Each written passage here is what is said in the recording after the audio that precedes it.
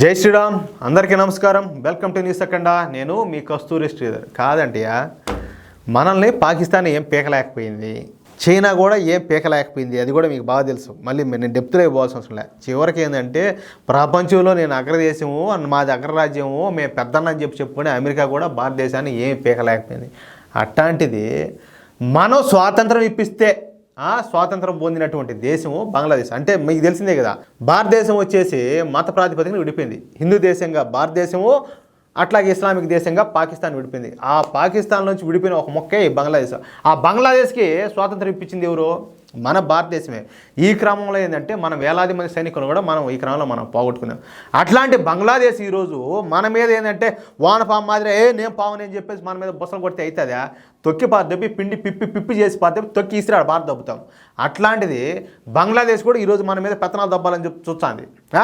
దీనికి సంబంధించి ఒక ఇంపార్టెంట్ విషయం, ఒక తెలివిగలిగిన వాడు, బంగ్లాదేశ్లో కూడా తెలివిన వాళ్ళు ఉంటారు, కలగని మేలుకునే వాళ్ళు ఉంటారు. దానికి సంబంధించి ఒక ఇంపార్టెంట్ న్యూస్ అయితే ఒకటి పట్టుకొచ్చా. దీనిక మీకైతే మజాయేగా బై జరూర్ మజాయేగా న్యూస్ అయితేనండి.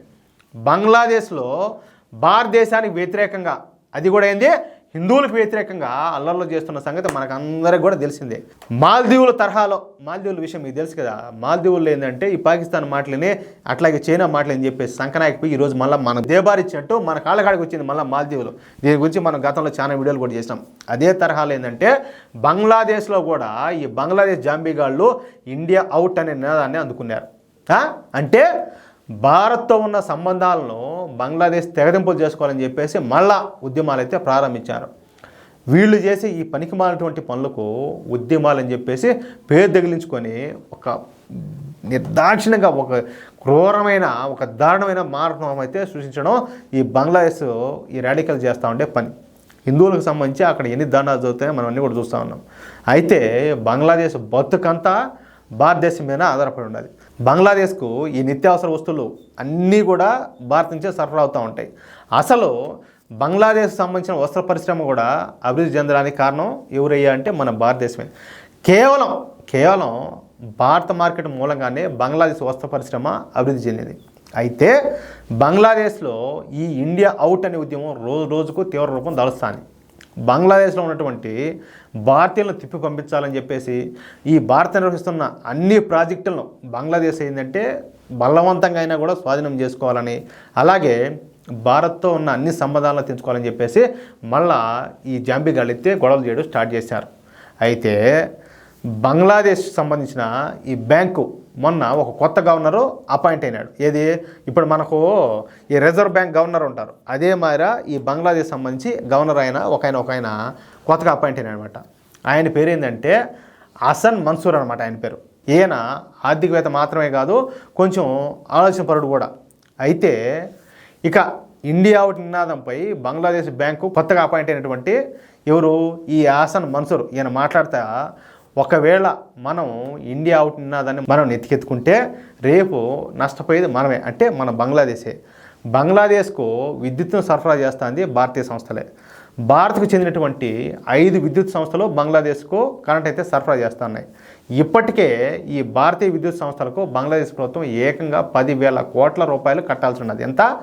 10,000 కోట్ల రూపాయలు. యాక్చువల్గా ఏంటంటే ఈ 10,000 కోట్ల రూపాయలు అంటే ఇప్పుడు సపోజ్ మన ఆంధ్రప్రదేశ్ ఉన్నది, లేకపోతే తెలంగాణ ఉన్నది, ఈ 10,000 కోట్ల రూపాయలు అంటే పెద్ద విషయం కాకపోవచ్చు.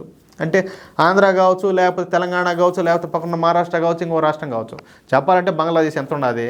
పాకిస్తానే మనం వచ్చి కొట్టుకొని పోతుంది. అంటే నేను గతంలో కూడా చెప్పిన, బంగ్లాదేశ్ అయితే మనం ఊచనే కొట్టుకొని పోతుంది. భారతదేశంలో ఉండే ఎవరైతే భారతీయులు అనుకునే వాళ్ళంతా ఎవరైతే ఉంటారో వాళ్ళు ఊచనే అంటే ఉమ్మేచ్చి కొట్టుకొని పోతుంది ఈ బంగ్లాదేశ్, అంత ఉంటుంది.